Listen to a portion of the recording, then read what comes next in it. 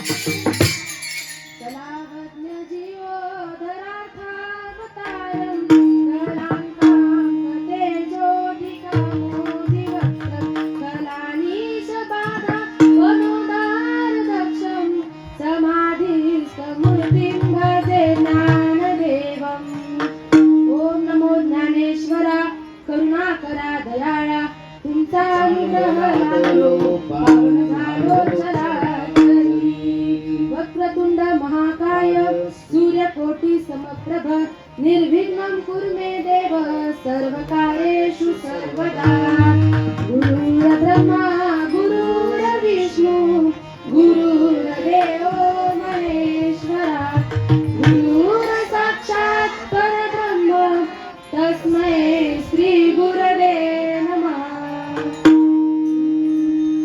प्रस्तुत प्राप्त प्रसंगी प्राप्त स्थळी कीर्तन रूपी सेवेकरता निवडलेला अभंग शांतीप्रभू संत एकनाथ महाराजांचा 4 चरणांचा उत्कृष्ट असा अभंग आज कीर्तन रूपी सेवेकरता निवडलेला आहे. विठ्ठल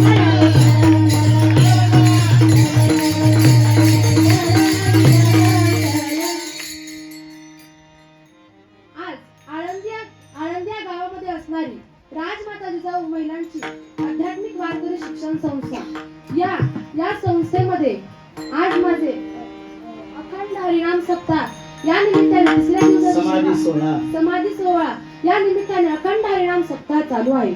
या अखंड हरिनाम सप्ताहामध्ये माझ्याकडे तिसऱ्या दिवसाची सेवा अर्पण झाली त्याबद्दल मी माझे परम भाग्य समजते आणि पांडुरंग परमात्म्याचे आभार मानते आणि सर्वात प्रथम मी माझ्या आईवडिलांचे आभार मानते कारण की त्यांनी जर मला आज या संस्थेमध्ये टाकलं नसतं तर मी आज या ठिकाणी उभी नसती आणि त्यांनी जरी मला इथे टाकलं असेल तरी मला या गादीवरती उभं राहणं ज्यांनी लायक केलं ते माझे गुरुवर्य असतील.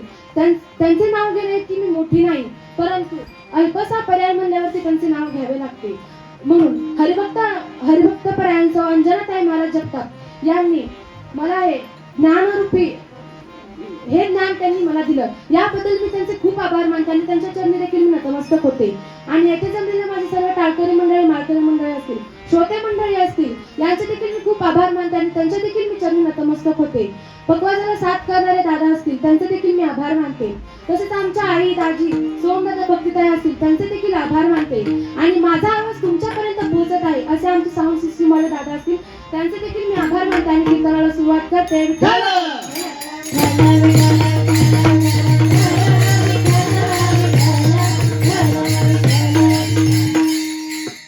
आपण जर संत वाङ्मय उघडून पाहिले तर त्यात आपल्याला काही अभंग विश्वासाचे तर कायाबंद साधकाचे दिसतात. बरोबर आहे. परमार्थ करत असणाऱ्या साधकांच्या ठिकाणी विश्वास हा असावाच लागतो, कारण की परमार्थाचे मुख्य भांडवल विश्वास आहे. एकनाथ महाराज म्हणतात की या जगामध्ये विश्वास ठेवण्यालायक पत्र असे कोणतेही ठिकाण नाही. म्हणून ते परमार्थ करत असताना त्यांचा विश्वास त्यांनी संतांच्या पायावरती ठेवला आहे. संतांचे पायी हा माझा विश्वास, सर्व भाविदास झालो त्यांचा. म्हणून या जगामध्ये विश्वास ठेवण्यालायक पत्र असे कोणतेही ठिकाण नाही. बघा, जर आपल्याला हरीची प्राप्ती करून घ्यायची असेल तर आपल्याला संतांना शरण जावं लागेल. मग हरीच्या प्राप्तीसाठी अनेक योगी मुनी तपस्वी यांनी तपश्चर्या केली, पण जोपर्यंत त्यांना संतांची भेट झालेली नाही तोपर्यंत त्यांना भगवंताची प्राप्ती झालेली नाही. असे तर या उलट जर पाहायचं झालं तर अनेक पापी लोक आहेत, पण त्यांना भगवंताची प्राप्ती सहज झाली. अजामेळा असेल, वाल्मिक ऋषी असेल, असे अनेक दृष्टांत सांगतात. त्यामध्ये एक उदाहरण म्हणून दृष्टांत सांगते. अजामेळा ब्राह्मण ब्राह्मण जातीचा वाल्ल्या नावाचा एक गृहस्थ होता. कोळी. वाल्ल्या कोळी नावाचा एक गृहस्थ होता. त्याचा रोजचा नियम होता की जंगलामध्ये जाऊन येणाऱ्या जाणाऱ्यांकडे जेवढं धन आहे, जेवढं सोनं आहे तेवढं घ्यायचं. जर त्यांनी ते दिलं नाही तर त्यांना मारून टाकायचं. त्या जागेवर त्यांना ठार मारायचं. हा त्याचा रोजचा नियम होता. आणि त्यांनी जीवनामध्ये एवढं पाप केलं होतं की त्यांनी एक पाप केलं की तिला एवढा एक खडा तो एका रांजणामध्ये टाकायचा. असे त्यांनी 7 रांजण त्याच्या पापाने भरले होते. त्याच्या पापाचा घडा भरला होता. मग एकदा नारद मुनी त्या जंगलामधनं जात असताना ते वाल्ल्या कोळ्याने पाहिले आणि नारद महर्षींकडे गेला आणि म्हणाला की तुमच्याकडे जेवढं आहे ना तेवढं सोनं, जेवढं आहे ना तेवढं धन, जेवढे आहे ना तेवढे पैसे सगळे काढून माझ्या समोर ठेवा, नाहीतर मी तुम्हाला ठार मारेल. तेव्हा नारद महर्षी म्हणतात की माझ्याकडे टाळ, विणा आणि चिपळा याच्याशिवाय दुसरं काहीच नाही. हे घे आणि भगवंताचं नामस्मरण कर. तेव्हा तो म्हणतो की याची गरज मला नाही. मला सोनं चांदी, मला धनसंपत्ती हवी आहे. ते असेल तर दे, नाहीतर तुला ठार मारेल. तेव्हा नारद महर्षी त्याला म्हणतात की तू जे पाप करत आहेस ते कोणासाठी करत आहेस? तेव्हा तो म्हणतो की मी माझ्या बायका मुलांसाठी हे पापकर्म करत आहे. त्यांच्या उदरनिर्वाहासाठी मी चोऱ्या लुटमार करत आहे. तेव्हा नारद महर्षी म्हणतात काय रे, तू त्यांच्यासाठी एवढं पाप करत आहे, पण तुझ्या पापाचा घडा आता भरलेला आहे. मग तुझ्या पापामध्ये तुझे मुले, तुझे बायका, तुझे आई वडील सामील होतील का? मग तुझ्या पापामध्ये भागीदार होतील का? तेव्हा तुम्हाला निश्चित होईल, कारण की मी जे सगळं करतोय त्यांच्यासाठीच करत आहे. मग नारद महर्षी म्हणतात की एकदा विचारून ये. मग तो घरी जातो आणि आपल्या आईवडिलांकडे जातो आणि आईवडिलांना विचारतो, का हो आई बाबा, मी आजपर्यंत जेवढं पाप केलं आहे त्या पापामध्ये तुम्ही माझे भागीदारी होसाल का? तेव्हा त्याच्या आईवडील म्हणतात, बाळा, आम्ही तुला पहिलं सांगितलं होतं की तू हे चोऱ्या करू नको, वाईट मार्गाने धन कमवू नको, पण तू आमचं ऐकलं नाही. त्याच्यामुळे आम्ही तुझ्या पापामध्ये भागीदार नाही होणार. तो 20% तिथे संपला. विश्वास त्याच्या मनात न उतरला आणि मग तो आपल्या मुलाकडे गेला आणि मुलाला म्हणाला, काय रे बाळा, तू मी आजवर जेवढं पाप केलं, पापकर्माने जेवढं धनसंपत्ती कमवली ते तुम्हाला मी आणून दिली, मग त्या पापामध्ये तू सहभागी होशील का? तेव्हा तो म्हणतो की बाबा, आमचा उदरनिर्वाह करणं हे तुमचं काम आहे, त्याच्यामुळे मी या तुमच्या पापामध्ये मी सहभागी होऊ नाही शकत. त्याचा 50% विश्वास संपतो. आता त्याला त्याची बायको आठवते. आता त्याला वाटतं माझी बायको तरी माझी साथ देईल, म्हणून तो त्याच्या पत्नीकडे जातो आणि तिला विचारतो, का ग, आजवर मी जेवढं पाप केलं आहे त्या पापामध्ये तू सहभागी होशील का? तर तू भागीदार होशील का? तेव्हा त्याची बायको त्याला काहीच बोलत नाही, आतल्या घरात जाते आणि जोरात किंकाळी मारते. तेव्हा वाल्ल्या कोळी घरात जातो आणि तेव्हा त्याची पत्नी म्हणते की मला विंचू चावला आहे, मला खूप दावा होत आहे, मला खूप वेदना होत आहे. आता ह्याच्यातल्या अर्ध्या वेदना तुम्ही वाटून घ्या आणि अर्ध्या वेदना मी सहन करते. तेव्हा तो म्हणतो, अगं वेडे, तू काय वेडी झालीस का? तुझ्या अर्ध्या वेदना मी कशा काय वाटून घेऊ? त्या तुलाच सहन कराव्या लागतील. मग त्याची पत्नी त्याला म्हणते की आजवर तुम्ही जे पाप केलं आहे त्याचं फळ तुम्हालाच भोगावं लागणार आहे, त्याच्यामध्ये मी कशी काही सहभागी होऊ? मग तो उदास होऊन नारद महर्षींकडे येतो आणि नारद महर्षीला सर्व झालेली हकीकत सांगतो. मग नारद महर्षीला म्हणतो की आता मला माझ्या चुकीची जाणीव झालेली आहे, मला याच्यातनं मुक्त होण्यासाठी काहीतरी उपाय नाही का? तेव्हा नारद महर्षी म्हणतात, भगवंताचं नामस्मरण कर, भगवंताच्या नामस्मरणामुळे तुला मोक्ष मिळेल. तेव्हा तो म्हणतो की आजवर मी एवढं पाप केलंय की भगवंताचं नाम माझ्या मुखात नाही. मग नारद महर्षी म्हणतो, तुझ्या मुखातनं येतं तरी काय? तेव्हा तो म्हणतो की मराशिवाय माझ्या मुखातनं दुसरं काही नाम निघत नाही. मग नारद महर्षी म्हणतात, तू मराच नावाचं जप कर. मग तो मरा नावाचा एका झाडाखाली थांबून जप करतो. मराचं राम राम नावामध्ये कधी रूपांतर होतं ते त्याला देखील कळत नाही. मग त्यांनी प्रभू श्री रामचंद्र जन्माच्या अगोदरच त्यांनी रामायण दिलं. कशामुळे तर नामस्मरणामुळे. आणि नामस्मरण जरी त्यांनी केलं असेल पण ते नामस्मरण करण्यासाठी कोणी सांगितलं? नारद महर्षींनी सांगितलं, संतांनी सांगितलं. त्याला संतांची प्राप्ती झाली म्हणून त्याला भगवंताची प्राप्ती झाली. हेच नाथ महाराज अभंगाच्या प्रथम चरणात सांगतात. हरी प्राप्ती सी उपाय, हरी प्राप्ती सी उपाय, हरी प्राप्ती सी उपाय, हरी प्राप्ती सी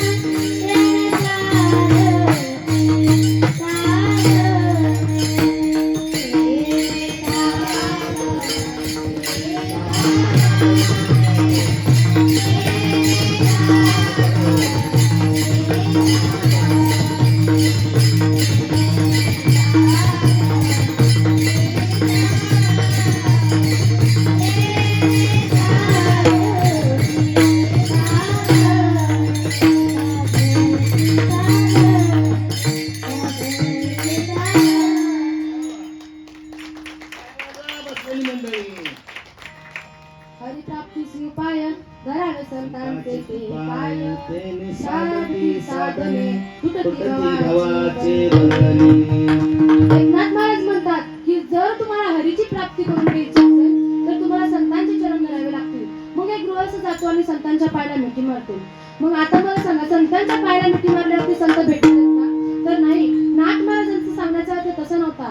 की नाथ महाराजांचा सांगण्याचा अर्थ असा होता की जर तुम्हाला हरीची प्राप्ती करून घ्यायची असेल, हरीची भेट घडवून घ्यायची असेल तर तुम्हाला संतांना शरण जावं लागेल. मगच भगवंत तुम्हाला भेट देऊ शकतो. तर महाराज इथपर्यंत ठीक आहे. एक गृहस्थ नाथ महाराजांकडे आला आणि नाथ महाराजांना म्हणाला की महाराज तुम्ही म्हणता जर हरीची प्राप्ती करून घ्यायची असेल तर संतांना शरण जावं लागेल. मग मला सांगा संत श्रेष्ठ की भगवंत? तेव्हा भगवंत स्वतः गीतेमध्ये अर्जुनाला उपदेश करतात. चित्तं कीर्तयन्तो मां यतन्तश्च दृढव्रतः नमस्यन्तश्च मां भक्त्या नित्ययुक्ता उपासते. भगवंत सुद्धा म्हणतात की ज्या ठिकाणी भगवंताचे भक्त भजन करत असतात त्या ठिकाणी भगवंत नेहमीच असतो. परितयापाशी पांडवा मी हरिवरी वसावा जेथे नाम घोष करवा करिता ती माझा. भगवंत अर्जुनाला म्हणतात की अर्जुना खरं सांगत झालं तर मी वैकुंठात नसतो, सूर्याच्या बिंबात नसतो. एक वेळेस योग्यांचं हृदय उल्लंघन करून जातो, पण ज्या ठिकाणी माझे भक्त असतात मी तेथेच असतो. माझे भक्त गाती जेथे नारदामी भात माझे भक्त जेथे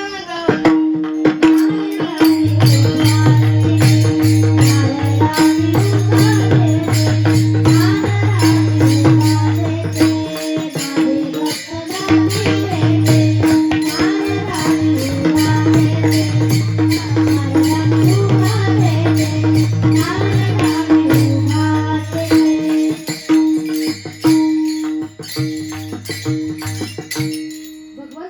त्याला म्हणतात की नारदा, तुला जर मला पाहायचं असेल तर एक ठिकाण सांगू का?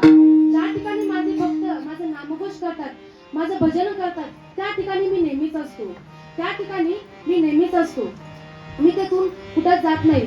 बघा महाराज, जर आपल्याला हरीची प्राप्ती करून घ्यायची असेल तर संतांना शरण जावं लागेल. कारण की संतच आपल्याला भक्तीचा मार्ग दाखवतात. आपण किती जरी थकलो भागलो शिकलो तर संत आपले मनोरथ पूर्ण करतात. आपल्याला हवं नको ते संतच आपल्याला पूर्ण करून देतात. भागल्या मज कडी आहे त्यांचे जोडे सर्व सुख.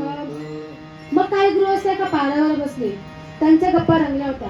तेव्हा एक गृहस्थ म्हणाला की तुकाराम महाराज म्हणतात की आपण किती जरी थकलो भागलो शिंदलो तर संत आपल्याला घेऊन कड्यावरती निश्चित अशा सुखापर्यंत घेऊन पोहोचवतात.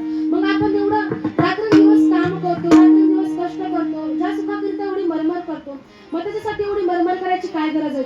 जर संत आपल्याला हवं नको ते साध्य करून देत असतील तर मग आपल्याला काय गरज आहे या सुखाकरिता एवढं मरमर करायची? मग त्यातील दुसरा गृहस्थ म्हणतो की काय झाले, मग आता काय करायचंय? तेव्हा ते सगळे मंडळी म्हणतात की आपण संतांना शोधू. मग ही सर्व मंडळी संतांना शोधायला तिकडच्या गलामाला देऊला आली. देऊला येऊन संतांचा पत्ता विचारू लागली की संत कुठे राहतात? खूप दमले, खूप थकले, पण त्यांना संतांचा पत्ता काही सापडला नाही. आता मला सांगा, संत काय इथं तिथं भेटणारच दिसले का? तर नाही. तुकाराम महाराज म्हणतात की बहु अवघड आहे संत भेटी, बरी जगजगी करुणा. संतांची भेट होणे हे खूप अवघड आहे. काय बरं तुम्ही म्हणता की संतांची प्राप्ती होत नाही, भगवंताची प्राप्ती होत नाही, हे होणे खूप अवघड आहे. मग तुकाराम महाराज म्हणतात की भगवंताचं नामस्मरण कर, भगवंताचं भजन कर.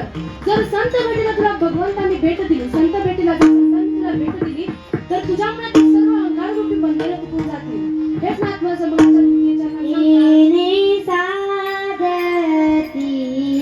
साध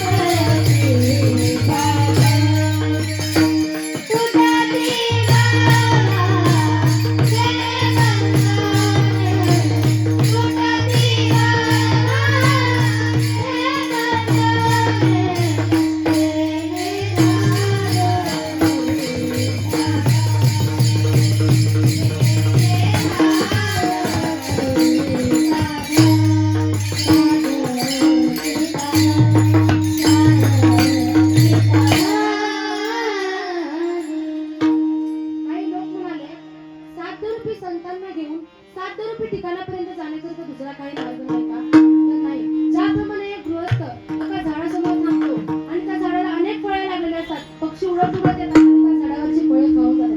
त्या गृहस्थाच्या मनात देखील विचार येतो की आपण देखील असं उडत उडत येऊन झाडावरची फळे खाल्ली तर किती चांगलं होईल, म्हणजे त्याला आनंद होईल. मग तो कृत्रिम पंख बनवायचं ठरवतो आणि तो दोन सूप घेतो आणि एक सूप ह्या साईडला आणि एक सूप ह्या साईडला बांधतो आणि ज्या झाडाला जास्त फळे लागलेली असतात त्या झाडासमोर एक मोठी बिल्डिंग असते, त्याच्यावरती जाऊन उभा राहतो आणि त्या झाडावरती उडी मारतो. जशी उडी मारली तसा खाली पडतो आणि तिचे हात फुटतात, गुडघे फुटतात, डोकं वगैरे फुटतात आणि लोक पळत येतात आणि त्याला उचलतात वगैरे आणि त्याला म्हणतात की एवढा उंचावरून उडी मारली कशासाठी, काय गरज होती?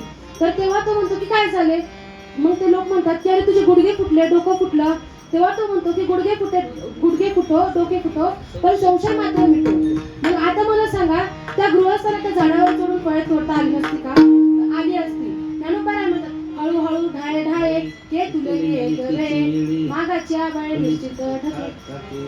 तो मनुष्य जर हळूहळू या फांदीवरून त्या फांदीवर त्या फांदीवरून त्या फांदीवर गेला असता तर त्याने ते फळ तोडून निश्चित खाल्लं असतं. पण त्याने तसं केलं नाही. त्याने तेच फळ खाण्यासाठी दुसरा मार्ग निवडला. म्हणून त्याला काही संकटांना सामोरे जावे लागले. नाथ महाराज म्हणतात की जर तुम्हाला हरीची प्राप्ती करून घ्यायची असेल तर संतांना शरण गेल्याशिवाय पर्याय नाही. जर तुम्ही दुसरा मार्ग निवडला तर तुम्हाला त्या गृहस्थासारखं काही संकटांना सामोरे जावे लागेल.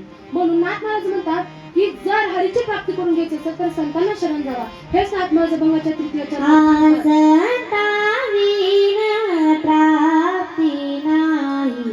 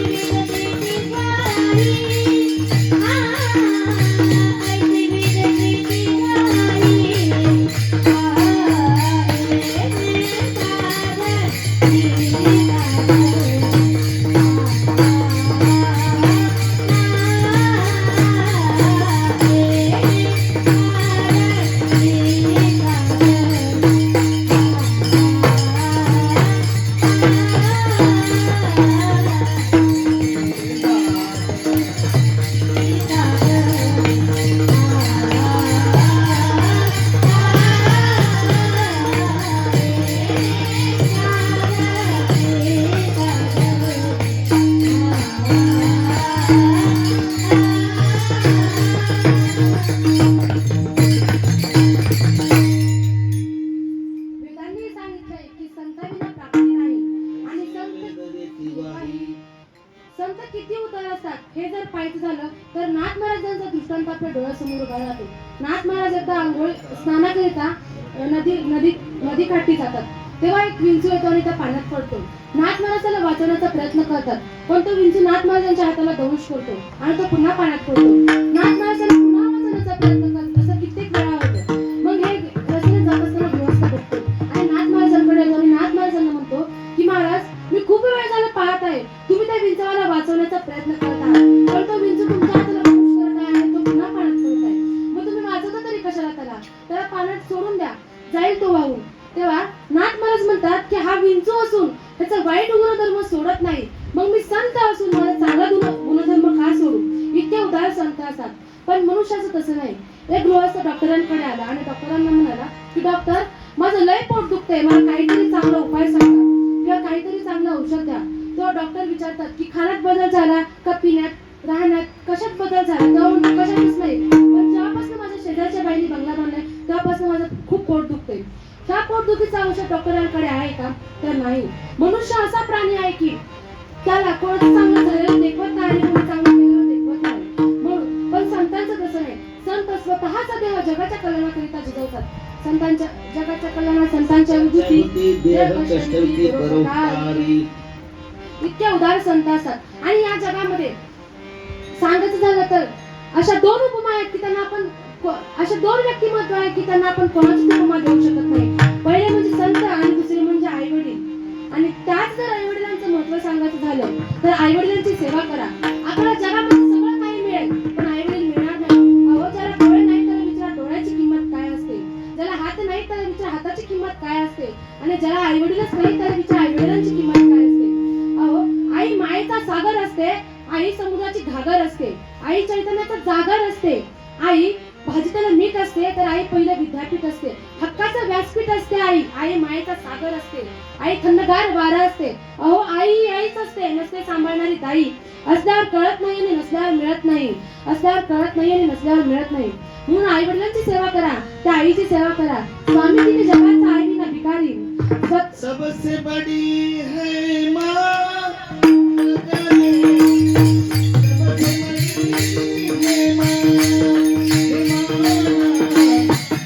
Thank you.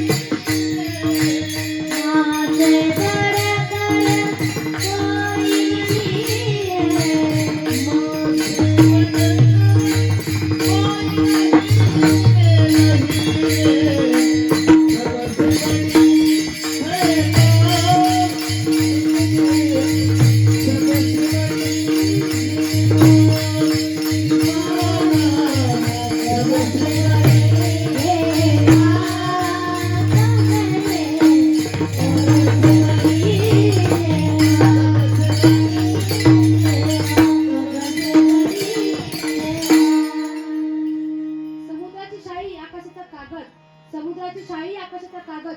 स्वतः सरस्वती माता जरी आपल्या आईचे उपकार लिहायला बसली ना तरी लिहिता येणार नाही. एवढे उपकार त्या आईचे आपल्यावरती आहेत महाराज. आणि आपण जेवढं प्राधान्य आपल्या आईला देतो तेवढं आपल्या वडिलांना देखील दिलं पाहिजे. कारण की आई घराचं मांगल्य आहे तर बाप घराचं अस्तित्व आहे आणि त्याच अस्तित्वाला आपण ओळखत नाही महाराज. जन्म देणारी आई तुम्हाला लवकर आठवते पण रात्रभर त्या दवाखान्यामध्ये चक्र्या मारणारा बाप तुम्हाला आठवत नाही. आपल्याला अन्न शिजवून देणारी आई आठवते पण ते अन्न कसं काय ताईपर्यंत पोहोचलं, किती कष्ट करावं लागेल त्या अन्नासाठी, त्या बापाला आपण विसरतो, त्या बापाला आपण लवकर आठवत नाही. आपली मुलगी जर पहिली आली तर आई सगळ्या गावाला सांगते की माझी मुलगी शाळेत पहिली आली. पण हळूच मागच्या दारातून पेढ्याचा बॉक्स आणून अख्ख्या गावाला वाटणारा तो बापच असतो. एक बाप आपल्या मुलीला पार्लरला जाण्याकरिता 500 रुपये देत, आपल्या मुलाला सेलूनला जाण्याकरिता 500 रुपये देत. पण स्वतःचा दाढी करायचा जर साबण संपला तर कपडे धुवायला साबणाने दाढी करणारा तो बापच असतो. आपल्याला छोट्या छोट्या संकटांमध्ये आई आठवते तर मोठ्या मोठ्या संकटांमध्ये बाप आठवतो.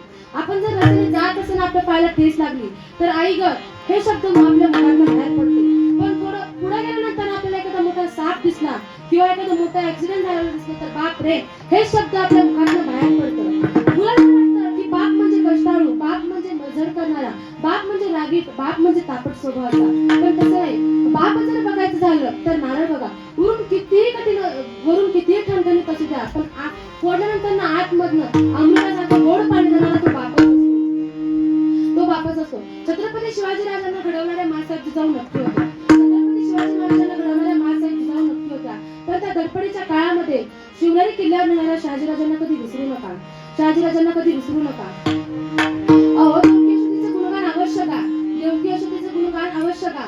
पण त्या नदीला पूर आला असताना देखील आपल्या डोक्यावरती घेऊन जाणाऱ्या आपल्या डोक्यावरती भगवान परमात्म्याला घेऊन जाणाऱ्या नंदाला कधी विसरू नका. नंदाला कधी विसरू नका. रामाकडे पाहून कौशल्य मातेचे अवश्य गुणगान गा. पण माझा पुत्र वनवासाला गेला म्हणून राम राम पुत्र पुत्र करून अन्न पाणी त्याग करून योगात प्राण सोडणाऱ्या बापाला दशरथ राजाला कधी विसरू नका. अहो एक बाप 4-4, 5-5 मुलांना सांभाळण्याची धमक ठेवतो पण 4-4, 5-5 मुलं एका बापाला सांभाळू शकत नाही. जेव्हा त्या बापाला सांभाळण्याची वेळ येते तेव्हा ती मुलं त्याची वाटणी करतात की एक महिना तुझ्याकडे राहील, एक महिना माझ्याकडे राहील. पण त्या मुलांनी लहानपणीचे दिवस आठवले पाहिजे. आपला बाप आपल्यासाठी किती कष्ट करून आपल्याला वाढवतो पण ती मुलं आपल्या बापाला सांभाळत नाहीत महाराज. मुलं जर घडवायची असतील तर शिवाजी महाराजांसारखी घडवा. मुलं जर घडवायची असतील तर शिवाजी महाराजांसारखी घडवा. शिवाजी महाराजांनी 16व्या वर्षी काय केले? रायरेश्वराच्या मंदिरामध्ये स्वतःची करंगळी कापून प्रतिज्ञा केली. काय प्रतिज्ञा केली? स्वराज्य स्थापनेची प्रतिज्ञा केली. पण आजकालची मुलं इकडच्या तिकडच्या तवळ्या हाणतात. अरे आजकालच्या मुलांनी म्हणायला पाहिजे होतं हा मैं शिवबा के मराठे जोड़ना चाहते ही इंसान, अगर किसने तोड़ा हिंदुस्तान तो जला देंगे पाकिस्तान. पण आजकालची मुलं आपल्या देशाला बर्बाद करायला निघाले आहेत. आजकालची मुलं आपल्या देशाला बर्बाद करायला निघाली आहेत. या जगामध्ये हजारो मंदिरे होऊन गेली पण माझ्या राजाचं एकही मंदिर नसून त्याचं मंदिर प्रत्येकाच्या हृदयामध्ये आहे. आणि आज जे आपण इथे उभे आहोत ते फक्त आणि फक्त शिवाजी महाराजांमुळे. सूरज की तो बात छोड़ो चमकना उसका काम है, सूरज की तो बात छोड़ो चमकना उसका काम है, जिसने मानव जाति को चमकाया शिवाजी उसका नाम है, शिवाजी उसका नाम है. म्हणून जर मुलं घडवायची असतील तर शिवाजी महाराजांसारखी घडवा. तुकाराम महाराज म्हणतात पुणे करण्या पुत्र होती जसा त्या धारिका देखील त्याचा आनंद होतो. भगवंताला देखील त्यांचा आनंद वाटतो. म्हणून संस्कार घडवा आणि संस्कार कधी कधी संगतीने घडतात. जशी जशी संगत कराल तशी तशी गत झाल्याशिवाय राहणार नाही. म्हणून संगत ही चांगल्या माणसाची करा. संगत संत आहे म्हणून संगत संतांची करा. कारण की मनुष्य किती जरी थकला भरला शिरला तर संत त्याला कडेवरती घेऊन संत त्याला हवं नको ते साध्य करून देतात. त्याचे मनोरथ पूर्ण करतात. हेच नाथमहाराज भगवानाच्या शेवटच्या चरणात सांगतात.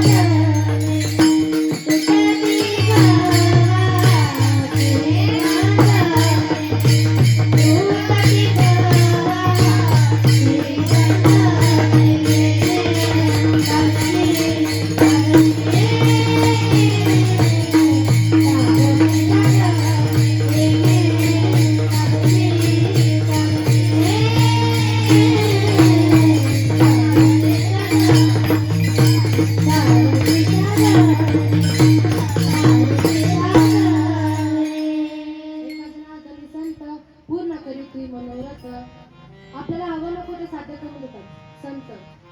आता संप्रदायाप्रमाणे आपण भगवंताचं नामस्मरण करूया. विठोबा रघुमाई, विठोबा रघुमाई, विठोबा रघुमाई, विठोबा रघुमाई, विठोबा रघुमाई, विठोबा रघुमाई, विठोबा रघुमाई, विठोबा रघुमाई, विठोबा रघुमाई.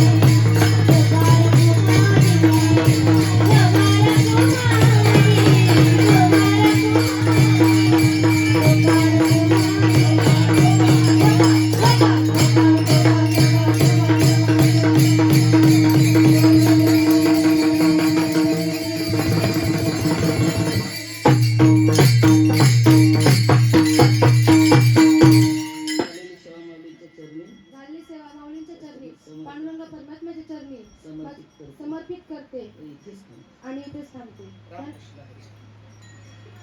विठ्ठल विठ्ठल विठ्ठल विठ्ठल विठ्ठल विठ्ठल विठ्ठल विठ्ठल